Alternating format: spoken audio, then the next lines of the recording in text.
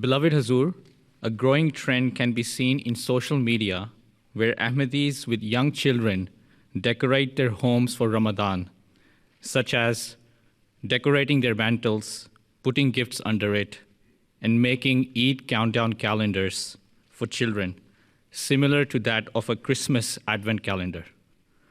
Beloved Hazur, how do we safeguard our children from these practices? You see, the Holy Prophet ﷺ says, "Innamal a'malu binniyat."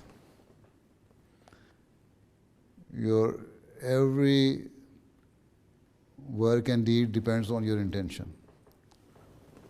What is the intention behind it?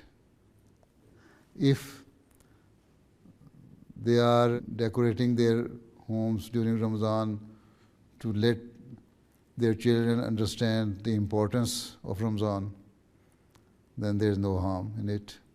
If they have made the calendar and their countdown of Ramadan's fasting days, first, second, third, fourth, fifth, just to tell them that now that this is the first, second, third, fourth fast, and after 29 or 30 days we shall celebrate Eid, which is very important.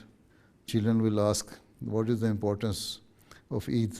Then you can tell them what the Holy Prophet ﷺ said, that we should attend the Eid prayer. Even those women who are not permitted to go to the mosque for prayers, they should even go to the mosque and listen to the khutbah of the Eid. And you can sit outside the mosque even, but this is compulsory, obligatory for every person. And when they are counting down, you can tell them what is fast, why there were 30 rozas in Islam, and what is Saum. And it was obligatory, as the Quran says, to all the people of the different prophets during their time, but they had different way of keeping fast. So, if this is the intention, that to introduce about Ramadan and about Eid, then there is no harm in it.